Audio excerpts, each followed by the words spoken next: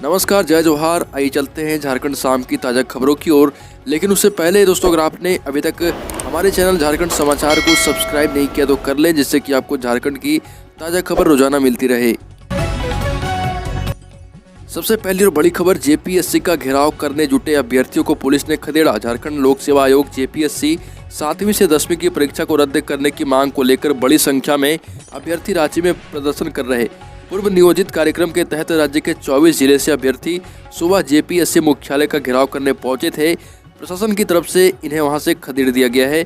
उन्हें वहां बैठने की अनुमति नहीं दी गई है, लेकिन छात्रों ने कहा कि हम हार नहीं मानेंगे, घेराव तो जरूर करेंगे। इस दौरान सभी अभ्यर्थी आवाज तो हम एक है, भाई भतीजावाद बंद करो जैसे नारे लगा रहे थे। अभी इसी से मोराबादी मैदान में प्रदर्शन जारी रखे हुए हैं। अगली बड़ी खबर, झारखंड में रात की ठंड में अगले 3 दिनों में और भी बढ़ोतरी होने की संभावना है। मौसम विज्ञान केंद्र रांची के सेंटर हेड अभिषेक आनंद ने बताया कि राज्य में रात के तापमान में लगातार गिरावट जारी है। अगले 3 से 4 दिनों में इसके 3 डिग्री सेल्सियस और गिरावट के आसार हैं। इससे झारखंड में ठंड और भी ज़्यादा बढ़ेगी। अभिषेक आनंद ने बताया कि पिछले दिनों हुए बारिश के बाद तापमान में गिरावट की वजह से धुंध की स्थिति भी बन रही है। मौसम की ऐसी स्थिति आगे भी बने रहने की संभावना है। शाम ढलते ही ठंड में बढ़ोतरी देखने को मिलेगी। अगली बड़ी खबर, रांची में पहली बार 9वीं के बच्चों को मिलेगी साइकिल।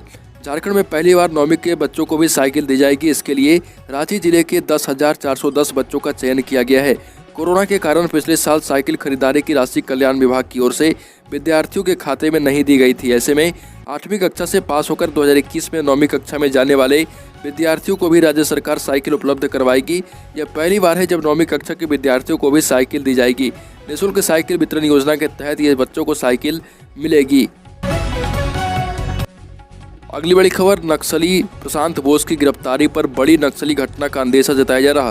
कांड्रा के गिद्दीबेड़ा टोल प्लाजा के पास 12 नवंबर को नक्सलियों के सुप्रीम लीडर किशन दा उर्फ बूढ़ा और उसकी पत्नी की गिरफ्तारी के बाद देश में बड़ी नक्सली घटना को अंजाम देने की अंदेशा जताई जा रही है। इसी अंदेशा में एसएसपी डॉक्टर एम तमिल बानन ने पूर्वी सिंहभूम जिले के नक्सल प्रभावित क्षेत्रों में 28 जगहों पर फोर्स तैनात कर हाई अलर्ट रहने का आदेश दिया है। नक्सल प्रभावित इलाकों के थानेदारों के लिए भी अलग से दिशा निर्देश जारी किया गया है। एसएसपी ने बताया कि किशन दा की गिरफ्तारी से नक्सलियों में खासा बौखलाहट है। अगली खबर, 1 करोड़ के इनामी नक्सली प्रशांत बोस उर्फ बूढ़ा और उसकी पत्नी शीला मरांडी समेत 6 माओवादियों को जेल भेज दिया गया है। पुलिस के मुताबिक बूढ़ा भीमा कोरोगांव हिंसा में और पीएम नरेंद्र मोदी की हत्या की साजिश रचने में भी शामिल था। एनआईए की चार्जशीट में बोस का नाम आया था। इतना ही नहीं, वह पूर्वी सिंहभूम में सांसद सुनील महतो हत्याकांड 2004 में गिरिडीह में एक रक्षा वाहिनी का शस्त्रागार लूटने और पूर्व मंत्री रमेश सिंह मुंडा की हत्या का भी मास्टरमाइंड है। अगली खबर, बढ़ती महंगाई और केंद्र की गलत नीतियों के खिलाफ जिला कांग्रेस कमेटी ने अध्यक्ष ब्रजेंद्र सिंह प्रसाद के नेतृत्व में पदयात्रा की। वो नया बाजार के सुभाष चौक से नारे लगाते हुए बैंक मोड़ तक गए। वहां बिरसा मुंडा की प्रतिमा पर श्रद्धांजलि अर्पित कर सभा की। इसमें जिलाध्यक्ष ने कहा कि पेट्रोल, डीजल, रसोई गैस और खाद्य सामग्रियां बेतहाशा महंगी है। बेरोजगार युवा, छोटे व्यवसायी, मजदूर, किसान, महिलाएं और देश की जनता त्रस्त है। कार्यकारी अध्यक्ष रविंद्र शर्मा के नेतृत्व में ये रैली निकाली गई थी। अगली बड़ी खबर, धनबाद में 8 साल के लंबे इंतजार के बाद पुटकी मुनिडी क्षेत्र को चास चंदक्यारी से जोड़ने वाले दामोदर नदी में बना कपालघाट पुल जनता को समर्पित कर दिया गया। सोमवार को विधायक राजेश सिन्हा ने फीता काटकर पुल को आवागमन के लिए विधिवत खोला है। विशेष प्रमंडल के अनुसार पुल का निर्माण कार्य पूरा हो चुका है, लेकिन एक तरफ का अप्रोच रोड का काम अभी तक पूरा नहीं हुआ है। पुल पर गार्डवॉल का निर्माण भी अभी अधूरा है। 6.5 करोड़ की लागत से पुल का निर्माण किया गया है। पुल का निर्माण कार्य वित्तीय वर्ष 2013-14 में किया गया था। अगली खबर, झारखंड में वेंटिलेटर समेत कई उपकरण 3 साल पहले ही खरीदे गए। कोरोना से बचाव के लिए वैक्सीनेशन को तेज किया जाएगा झारखंड में। इसके लिए जिले के ग्रामीण इलाकों में घर घर जाकर टीका लगाने की तैयारी की जा रही। Civil surgeon doctor SK Kant ने बताया कि 1-2 दिनों में विशेष टीकाकरण अभियान पूरे झारखंड में शुरू किया जाएगा। स्वास्थ्य कर्मचारी गाँव में जाएंगे और वैसे लोगों को ढूंढ कर टीका लगाएंगे जिन्होंने अब तक टीका का एक भी डोज नहीं लिया। सीएस ने यह भी बताया कि टीकाकरण की रफ्तार बढ़ाने के लिए जिले भर में वैक्सीनेशन सेंटरों की संख्या भी बढ़ाकर 100 से अधिक कर दी जाएगी। अगली खबर, Indian national mine worker federation की ओर से दायर याचिका पर सुनवाई करते हुए कलकत्ता हाईकोर्ट ने जेबीसीसीआई की 11वीं बैठक पर रोक लगाने से इनकार कर दिया। सुनवाई के लिए कोर्ट की ओर से 3 सप्ताह बाद अगली तिथि निर्धारित करने की बात कही गई है। इंटक के जी संजीवा रेड्डी गुट की ओर से JVCI 11 की बैठक में इंटक को शामिल करने और बैठक पर रोक लगाने की मांग को लेकर झारखंड हाईकोर्ट भी डबल बेंच में सुनवाई कर चुका है। अगली खबर, रेलवे द्वारा ट्रेनों के स्पेशल स्टेटस को खत्म कर पूर्व की भांति सामान्य परिचालन करने की घोषणा के बाद IRCTC की वेबसाइट पर अब किराया कम दिखने लगा। ट्रेनों का नंबर अभी भी स्पेशल वाला ही है, पर पुराना किराया बहाल कर दिया गया है। अब लोगों को कम किराया देना पड़ेगा। स्पेशल ट्रेनों में संक्रमण काल से पहले जैसी स्थिति में लाते हुए 14 नवंबर को ही ट्रेनों में होने वाली टिकटों की बुकिंग की सुविधा लागू कर दी गई। इनमें गंगा दामोदर एक्सप्रेस भी शामिल है।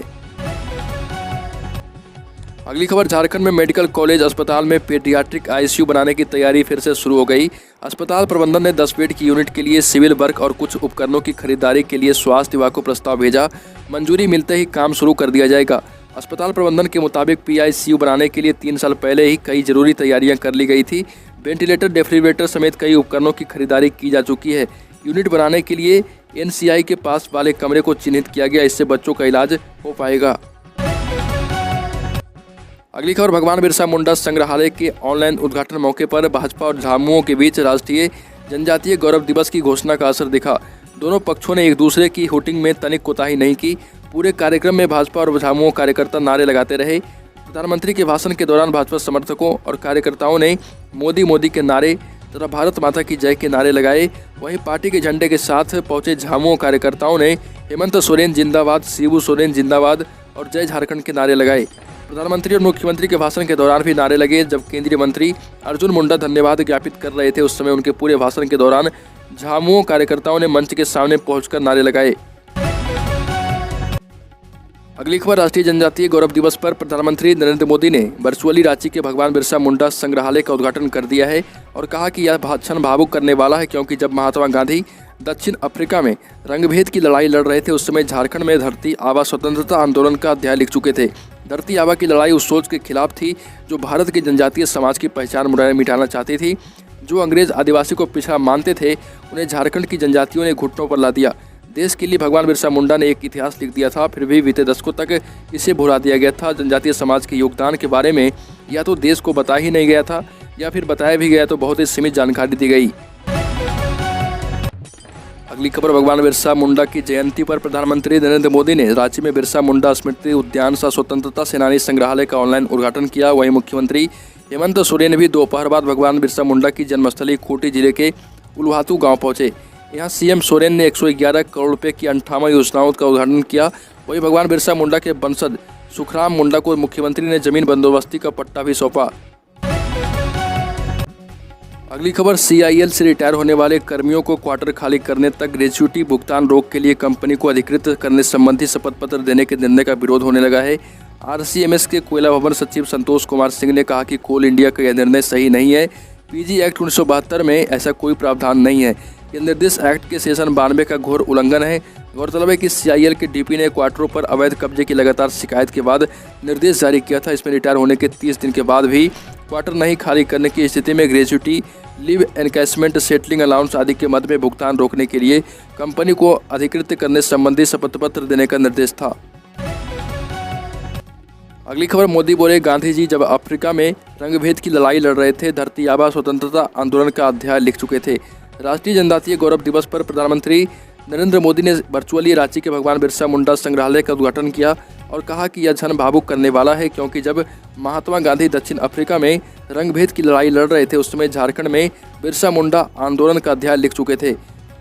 लड़ाई उस सोच के खिलाफ थी जो भारत के जनजातीय समाज की पहचान मिटाना चाहती थी। जो अंग्रेज आदिवासी को पिछड़ा मानते थे, उन्हें झारखंड की जनजातियों ने घुटनों पर ला दिया। देश के लिए भगवान बिरसा मुंडा ने एक इतिहास लिख दिया था, फिर भी बीते दशकों तक इसे भुला दिया गया था। जनजातीय समाज के योगदान के बारे में या तो देश को बताया ही नहीं गया, या फिर बताया गया तो बहुत ही सीमित जानकारी दी गई। अगली खबर, प्रधानमंत्री नरेंद्र मोदी ने 16 नवंबर को पूर्वांचल एक्सप्रेसवे का इनॉग्रेशन किया। इसके साथ ही उत्तर प्रदेश के पूर्वी हिस्से की राजधानी लखनऊ से कनेक्टिविटी बेहतर हो गई है। करीब 341 किलोमीटर लंबा ये एक्सप्रेसवे लखनऊ से शुरू होकर गाजीपुर में खत्म होगा। शुरू होते ही देश का सबसे लंबा ऑपरेशनल एक्सप्रेसवे बन जाएगा पूर्वांचल एक्सप्रेस। अगली खबर, टाटा स्टील फाउंडेशन की ओर से संवाद के 8वें संस्करण का उद्घाटन किया गया। मयूरभंज छऊ नृत्य शैली से बिरसा मुंडा की जीवनी प्रस्तुत की गई। दर्शकों ने इसे मुग्धता से देखा। टाटा स्टील के एमडी टीवी नरेंद्रन और वाइस प्रेसिडेंट चाणक्य चौधरी ने समारोह को ऑनलाइन देखा। इस दौरान टीसीसी हेड जिरेन टोपनो व Tata steel vice president Avneesh Gupta मंच पर थे। 23 कलाकारों ने आदिवासी चित्रकला का प्रदर्शन किया। चित्रकारी के जरिए अपनी जीवन कला संस्कृति को उजागर करने की कोशिश की। तो दोस्तों, झारखंड शाम की ताज़ा खबरों में अभी के लिए इतना ही। अगर आपने अभी तक इस चैनल को सब्सक्राइब नहीं किया तो कर लें, जिससे कि आपको झारखंड शाम की ताज़ा खबर रोजाना मिलती रहे।